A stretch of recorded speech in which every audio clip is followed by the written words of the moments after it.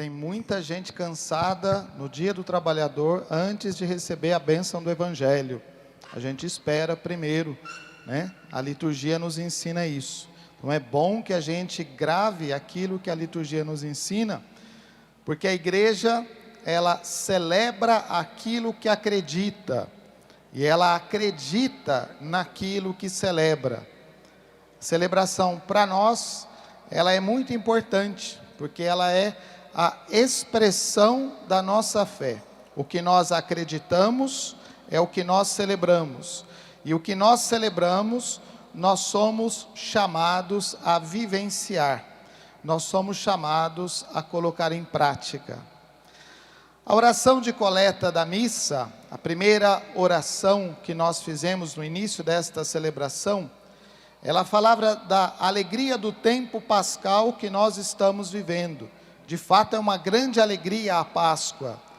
E ela também fazia uma referência importante à graça que nos foi devolvida como filhos de Deus por este mistério. Nós somos filhos de Deus, mas o que significa dizer que nós somos filhos de Deus? Isso é apenas um título ou isso é algo que nós realmente assumimos? Se nós assumimos esta filiação divina, este ser filho de Deus, as nossas atitudes, os nossos atos, aquilo que nós fazemos, aquilo que nós vivemos, aquilo que nós falamos, precisa corresponder a isso. Essa é a experiência nova que os discípulos fizeram. Depois do encontro com o ressuscitado, estes homens que antes eram medrosos, temerosos dos acontecimentos, que estavam nos lugares a portas fechadas, agora eles têm a coragem de sair e de anunciar a verdade do Evangelho. É interessante ver como que este mesmo Pedro, da primeira leitura dos Atos dos Apóstolos, é aquele que antes não teve coragem de enfrentar uma simples funcionária da casa do sumo sacerdote. É aquele que teve medo, é aquele que se escondeu, é aquele que negou a Cristo, mas agora ele enfrenta todo o sinédrio e ele fala desta verdade, dizendo uma frase que para nós é muito importante: é preciso antes fazer a vontade de Deus do que a vontade dos homens. Será que nós entendemos isso? Ou será que às vezes a nossa forma de viver a fé é uma forma que tenta conciliar as coisas? Nós vivemos no tempo em que nós somos chamados a isso, a uma conciliação. Parece que tudo precisa ser ajeitado para não ofender, para não desagradar, para não criar atritos. E nesse caso, na maioria das vezes, o que perde é a fé. Nós achamos que a fé incomoda. Nós achamos que a fé, ela já não tem tanto espaço nesse mundo de hoje. Por isso nós vamos adequando, ajeitando as nossas opiniões. Não é difícil encontrar entre nós católicos pessoas que vão aceitando certas proposições, certas propostas do mundo, como se fossem as mais verdadeiras e as mais puras. Nós às vezes não pensamos nas intenções que estão por trás destas mentiras que nos são contadas, e nós simplesmente aceitamos como verdades, como propostas de um mundo novo, de um mundo maravilhoso, de um mundo onde todas as coisas são boas, quando na realidade aí está a maldade. É preciso antes fazer a vontade de Deus.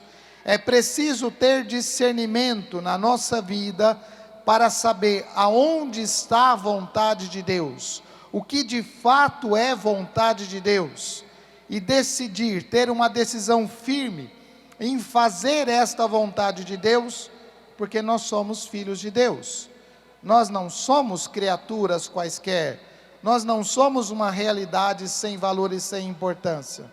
Nós somos filhos de Deus, e a nossa forma de viver, ela precisa chamar a atenção do mundo. ela precisa mostrar ao mundo que para nós, ser filho de Deus faz a diferença. Jesus aparece aos seus discípulos. É fundamental esta presença de Jesus na comunidade. É fundamental esta presença do ressuscitado no meio dos seus discípulos. O Evangelho dizia que é a terceira vez que Jesus aparece aos seus discípulos. Quando os discípulos estão reunidos em comunidade. A comunidade, a experiência da comunidade é fundamental, porque é aí que o ressuscitado se dá a conhecer. E Jesus direciona uma pergunta a Pedro: Pedro, tu me amas mais do que estes aqui? Jesus pergunta 3 vezes, mas apenas na primeira vez é que Jesus faz esta afirmação: tu me amas mais do que estes aqui? Ele não está simplesmente colocando em questão, em xeque, aquilo que é o amor dos outros, mas ele está colocando em questão o amor de Pedro. Como Pedro ama a Deus, como Pedro ama o Filho de Deus, como nós amamos a Deus. Será que nós de fato amamos a Deus? Será que de fato nós amamos o ressuscitado? Será que a experiência do ressuscitado faz a grande diferença na nossa vida? Será que nós assumimos isso? Porque se nós assumimos este amor, se nós assumimos esta responsabilidade, é preciso dar o testemunho. Pedro se questiona se de fato ele ama a Deus, se de fato ele ama o Filho de Deus que está ali. E a resposta de Pedro, ela não nasce mais de uma razão qualquer, mas ela nasce de uma experiência profunda. Pedro se entristece. Olhando para a sua vida, talvez Pedro enxergasse as muitas vezes em que ele não amou a Deus, mas ele também reconhece todas as vezes que Deus o amou. Nas nossas infidelidades, nós nunca podemos duvidar do amor de Deus. Nas nossas infidelidades, nós nunca podemos temer uma situação onde Deus não nos ama. Deus sempre nos ama. E nos amando, Ele nos convida a uma mudança de vida, a uma transformação. Não numa coisa superficial, apenas dizer que nós somos filhos de Deus, mas de fato assumir isso.